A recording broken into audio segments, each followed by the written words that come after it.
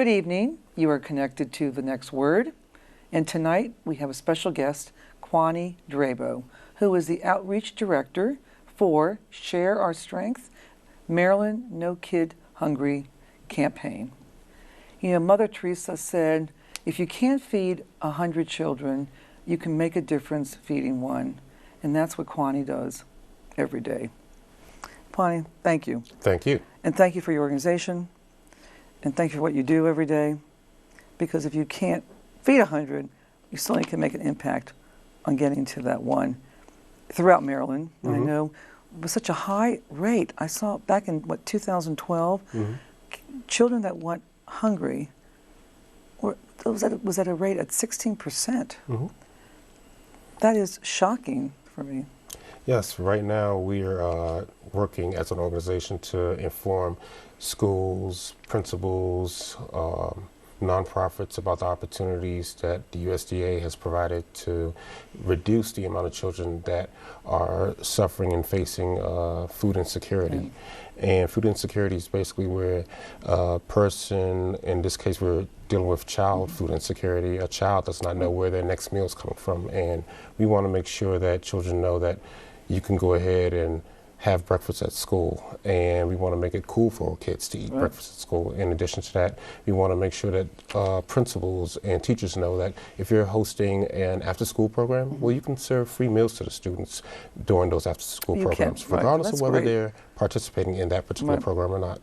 Oh, that's terrific. So, through this outreach and these public-private partnerships, and I should say that the governor, it's also through the governor's office, correct? Yes, exactly. So you share that responsibility, which is great, and having the governor's input and focus is tremendously helpful, as we all know.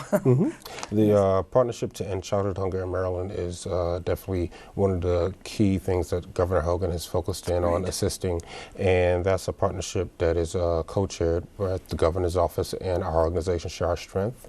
And we have various partners that contribute regularly to ensuring that we set practical goals that really ensure that children will go ahead and become less likely to face childhood hunger. And we go ahead and work on summer food programs, we work on after-school programs, we work on ensuring that legislation is brought forth in Annapolis that will go ahead and increase the accessibility of meals to kids in need. Oh, that's wonderful. And you know, of course, we all know that not having a good breakfast in the morning certainly impacts your academic performance. Definitely. There have been statistics. And, you know, all that. Now, what happens though when these children in the summer? You mentioned you have the summer programs, which is terrific. How do you get to these kids though? So the Summer Food Service Program is a USDA program that we promote, and we go ahead and help organizations that are looking to start up a program or increase the capacity of their program by offering grants and conducting radio ads, robocalls to communities that have programs available to them. But a lot of times those parents and guardians do not know that their child can go to maybe the local school, or even though school is closed for the summer, you can go to the local school and grab a meal and sit down and enjoy fun activities with your friends and eat for half an hour or so and go back, instead of being outside all day in the hot sun and not getting anything to eat because your refrigerator is empty or because your family just can't afford. Something that, you know, it's heartbreaking when you see and you hear about. Do you also do anything? I mean, nutrition obviously is a big part of. Nutrition is a big part of it. What we've done is primarily focused on improving nutritional standards, well, not standards, but information. And we go about doing that where we host store tours where you can go ahead and learn more about how to cook healthy on an affordable budget. Yes, and that budget can be as low as $10, $15. And what we would do is have store tours and have stations in the dairy, the meat section, the vegetables, and other fresh produce sections, and introduce those who are interested in learning about how to go ahead and make a healthy meal how to do that with just $10. Maybe you should go ahead and get celery, which is not always the most expensive vegetable, but it's very nutritional, and can go ahead and hold your family over. Or maybe you should just go ahead and buy the beans with the least amount of sodium in it. Or like the lentils, or like something. Right. So we will go ahead and inform the communities that are in need with regards to working with their local supermarkets and making sure that they are now purchasing the best items to feed their family on the budget that they may have, which is usually a low budget. And at the end of those tours, at times we go ahead and provide them with a $10 gift card so they can implement the great new skills that they've learned from us with regards to learning what's available for them by purchasing things by the unit price instead of just looking at their regular prices, or learning to read the nutritional facts on the back of items so that they make sure they're getting the healthiest item for their dollar. Oh, that's true. In terms of are most of these the monies available? Let's say the grant monies. Yes. Are they through USDA, nationally, the federal government? Are they all over? They're all over. Those are grants that our organization gives out to those who've applied and have been selected to go forward with whatever project they look to do. So let's say that you have a after-school program that has 15 students, and you know that there are more students that want to participate in the program, but you don't have enough equipment. And in addition to that, you just recently found out from our organization about food that can be provided to the students. Well, if you want to expand that program and bring food into it, what we would do is work with you through our application process, and we sometimes grant out as much as $1,500 to $2,000 to go ahead and ensure that you can increase the maximum amount of students that you have enrolled in the program so they can learn, and in addition to learning, they will have meals provided to them so that when they get home at night, they will be able to go home and go to sleep on a full stomach instead of an empty one. Oh, that's great. So you fulfill a lot of different roles. Yes. And the state of Maryland, of course, provides some funding or grant opportunities? The state of Maryland is conducting this great program called Maryland Meals for Achievement, and this program is available to schools that have a free and reduced rate above 40%, and those programs will go ahead and ensure that students, or basically make breakfast available to students inside the classroom. So when you take breakfast out of the cafeteria and place it inside the classroom, that opens up more kids to eating, and it removes the stigma associated with eating breakfast, because a lot of times kids who are known for eating breakfast at school were regarded as needy or picked on by their peers. But if you remove the stigma by taking breakfast out of the cafeteria and having programs such as Maryland Meals for Achievement, that increases breakfast participation, and the results from that are better test scores in math, higher attendance rates in school, and of course higher graduation rates, which is a win-win for the students and the teachers. So let's walk that through. So taking it out of the classroom, so where do you put it in the individual? We deliver to the individual house? We deliver to the classrooms. So we take it out of the cafeteria and we deliver it to the classrooms. In addition to that, we go ahead and take it out of the cafeteria, maybe have a breakfast kiosk. So as the students are entering in, they can go ahead and grab breakfast at the kiosk and maybe hang out in the hallways and eat for the first few minutes before the first bell, or take it to the classroom from the kiosk and eat in the classroom for the first few minutes. And we will help with, our grants could be utilized to purchase trash cans, or if you want to go ahead and purchase the kiosk or a point of sales machine. That's how we assist. We bring the dollars in and make sure that you get these items so that more children can go ahead and participate in breakfast. And the results from that has been very, very, very good. So what's the history on that? I mean, was it replicated from a program in another state? Was it? This program is was started with Share Our Strength and former Governor Martin O'Malley. Yeah. And I believe that if you go to www.nokidhungry.org, you can find out where these innovative approaches to serving breakfast can stem from. Right, that's fascinating. So in a typical day that you have, I mean, what is your typical day? Do you go out in the field? You go to all these high schools or these middle schools? You know, so a typical day. Walk me through the. Sure. Interesting. During a typical day, I would go into our satellite office in Baltimore and place calls to food and nutrition service directors, who are basically the managers in charge of making sure that meals are available to students all across our public school system.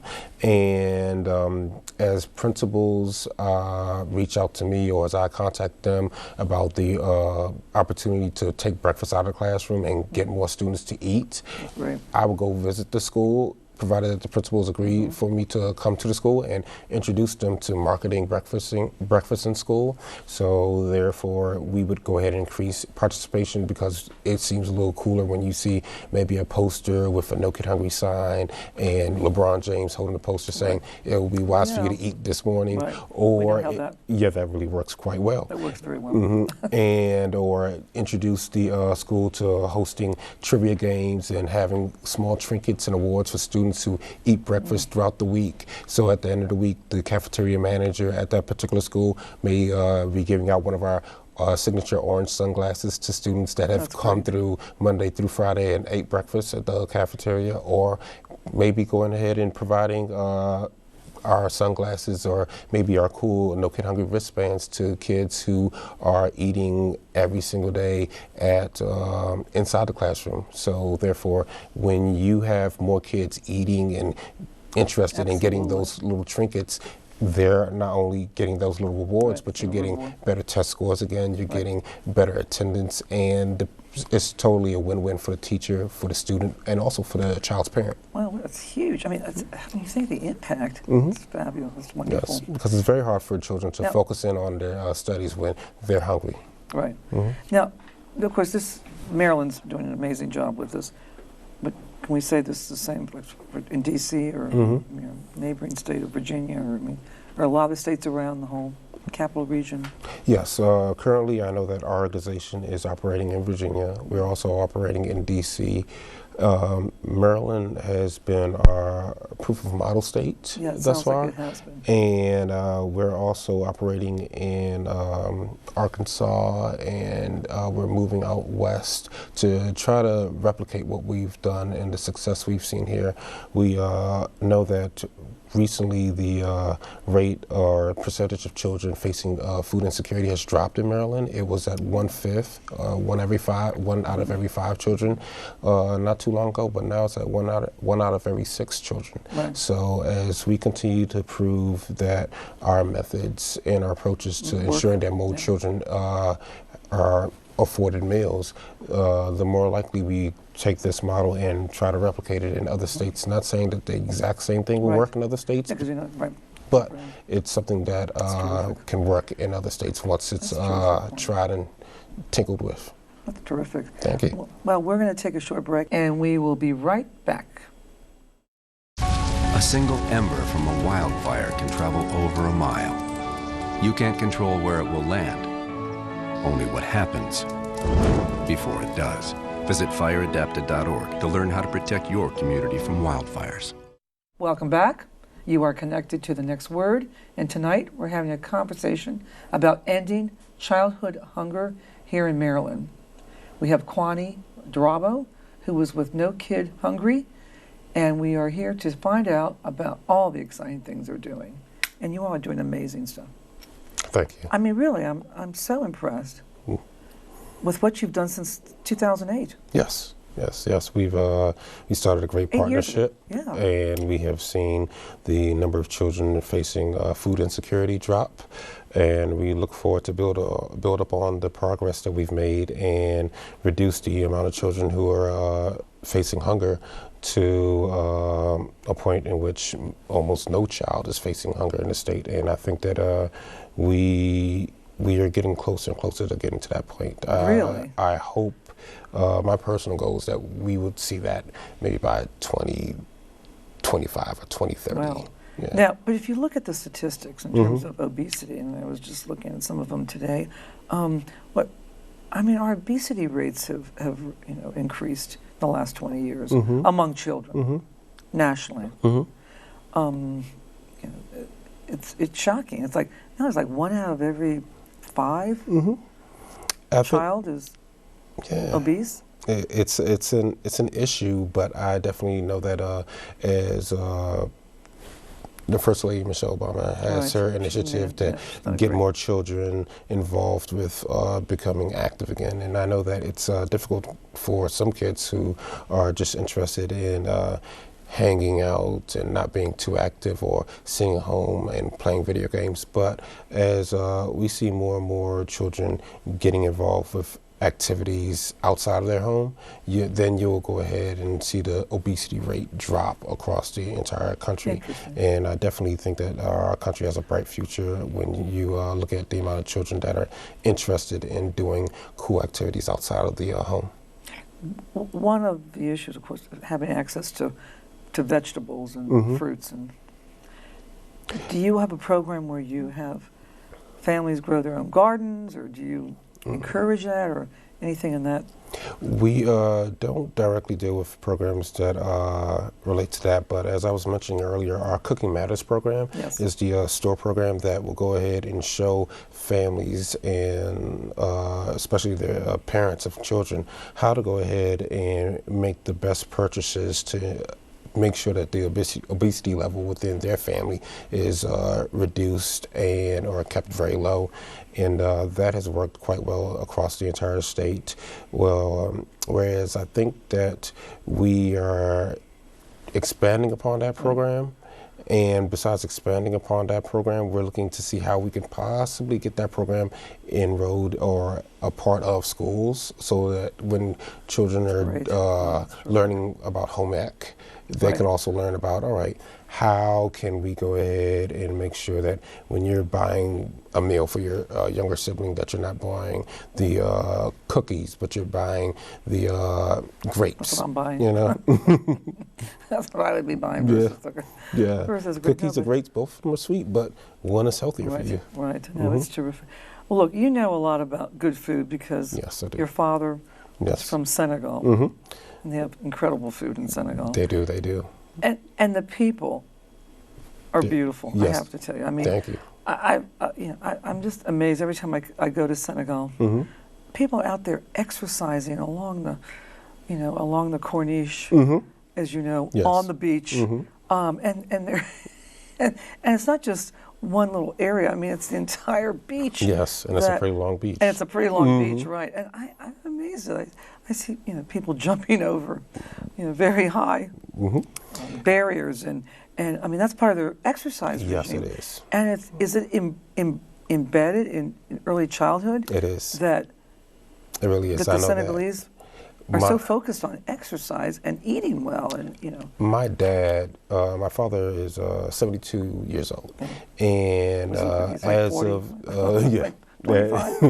as of 2 years ago, he was still able to jog 30 miles a week.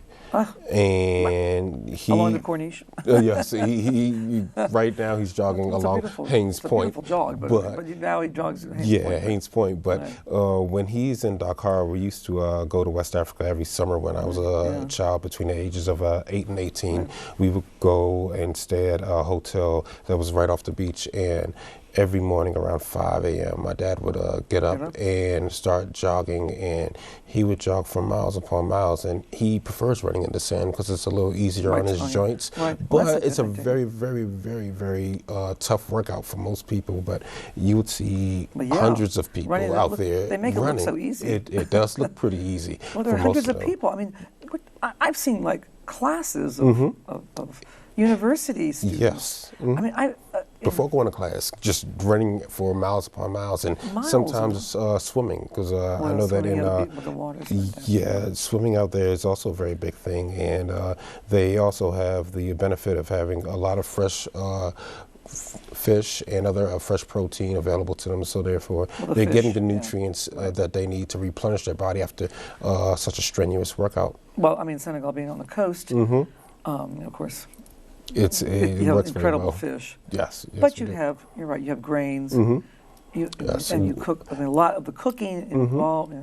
I know that one of so our favorite dishes in my family is yasapoizing, which is basically a red grain with carrots, cabbage, and Senegalese fish, and it's usually a grilled fish. And my mother and father at times make that for our family, and we really enjoy it. It's a very, very healthy dish that is quite tasty, and it gives us an extra boost of energy for some reason. I'm not sure where it comes from, be it the vegetables or the grain or the fish, but we definitely feel a little bit energized every time my brothers and I eat it. I'm sure it's fantastic. And the ginger drink. Yes. I mean, that's terrific. Yeah, it is. There's a traditional ginger drink that we enjoy that I haven't had since I last visited Dakar in 2013, but I know that my dad occasionally makes. Besides that, there's also a drink called Bisap and Bowie that is also quite popular there, that are a little sweet but also very, very healthy, and it's usually the treats that kids really enjoy most after school before they go out and get into whatever activities they want to do, such as basketball, soccer, or going out to the beach to swim and have a good time. Well, no, I mean, and I'm also amazed at how tall everyone is. Yeah. Yes, right? yes. In our family, in our family, and among a lot of the Senegalese people, you will find some very slender but very, very tall individuals. In my family, for instance, my grandfather was 7 feet, and my dad is really. My great grandfather was 7 feet, but my father is 6'4", and my two younger brothers are 6'6" and 6'5". So 6'5". What are you? I'm 6'7". You're 6'7". Yes, I am. So you did play basketball. I did play a little bit of basketball in high school, but by the time I got to college, I gave it up. I said, you know what, I want to focus on my studies and not spend all my time training. Where'd you go to school, Kwane? I went to North Carolina Agricultural and Technical State University. Oh, sure, that's great. In Greensboro, North Carolina. Greensboro. Yes. So you were born in New York City. You sort of grew up in Washington, Southwest D.C. Yes. Southwest D.C. And now you've come to Maryland. Yes, I've come to Maryland. It's a great state. I love being in the state, to be honest with you. And I've had the pleasure of working with some great individuals and meeting some great leaders in the state. So now I'm just focused exclusively on ending childhood hunger in the state and seeing how these great approaches to ending childhood hunger can be replicated in other places that I may move to in my future. Right. And you go all over the state. Yes. For instance, next week I'll be in Washington County. Okay. I'm in Montgomery County quite often. I'm also in Howard, Harford County. Our programs have stretched all the way out to the most western tip of the state, and we're all the way down at the very bottom of the Eastern Shore. Eastern Shore. Down in Salisbury, in that area. There's not one county in the state that we have not partnered with to help ensure that more children have access to great meals. Now, I know that UMES may have a good program down in MSCA, you said? UMES, University of Maryland, Eastern Shore. Yeah, they have a program that I'm looking to find out more about. I know that some of my colleagues have talked about programs that are going on down there, but I'm still unfamiliar with what they're specifically doing. But I do know that the food insecurity rate has been dropping in the Eastern Shore, and that they're in part responsible for that. Oh, that's terrific. Yeah, you've just your program is remarkable, and I met I think your president or one of your leaders a couple of weeks ago, and I said, I said, I need to know more about. Yes, our two great leaders, Billy and Debbie Shore, have been leading the charge in ensuring that children are having great meals afforded to them since 1984, and I definitely look to emulate their magnificent leadership. They've brought this organization together and started something that's truly remarkable, and I'm truly blessed to be a part of it. Oh, that's true. And you've been there for what, a year and a half? Yes, I joined in May of 2015, and I learned about the organization in September of 2014. Oh, they're lucky. And I was just excited about this great opportunity because it builds upon a few important pillars that my parents instilled in me at a very early age with regards to utilizing your skills to give back to communities, especially communities in need. And I'm very, very thankful, and my parents are extremely proud of me for the work that we're doing in the state. Oh yeah, we have to clone you and get you out there and take it, because I mean it's a wonderful program, and I mean USDA. I have to tell you, having listened to Secretary Vilsack a couple of weeks ago, the agency has done some remarkable work in this arena of nutrition, childhood nutrition, and they've really pushed out a lot of programs, and so it's so I'm glad for people like Governor Hogan, others that have taken. Taken this on personally, and have really. Yes, he's been a great partner, and the USDA. There are 3 programs that we work with directly. Are the school breakfast program. There's also the child and adult care food program, and also the summer food service program.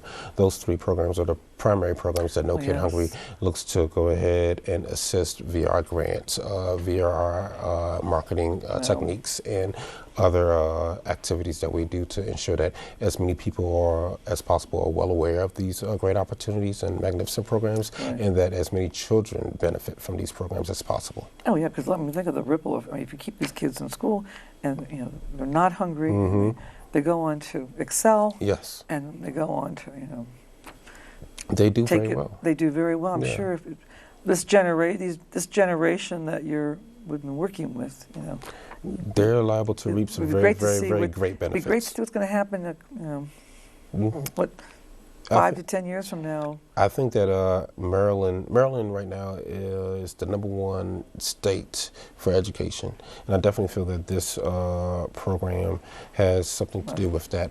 And I think that what is going on currently is positioning Maryland to remain at that top-notch position for quite a while, because when you're getting into the classroom and you have a full stomach, you can really devote your attention to the teacher and not find yourself in the hallways, walking around, wandering around, and looking for some professor or a teacher that can go ahead and assist you by giving you a snack bar or something, because a lot of principals across the state have learned that there are too many children that show up to their schools hungry, and they may want to eat at 10 a.m. and 11 a.m.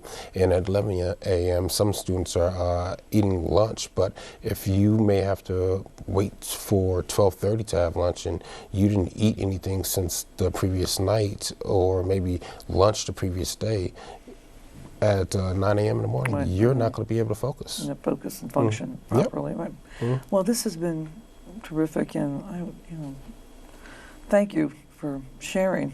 Oh, thank you for having me. It's been really, come back and I definitely will. I'll give you an update on what we're doing, and I'll definitely provide you with outlook on what we plan to do in the future. Would you? That'd be terrific. Thank you. Thank you. And congratulations. It's been great. Thank you. You've been watching The Next Word. We have a new schedule. You can start seeing us on Mondays starting at 7:30. Have a great evening. Good night.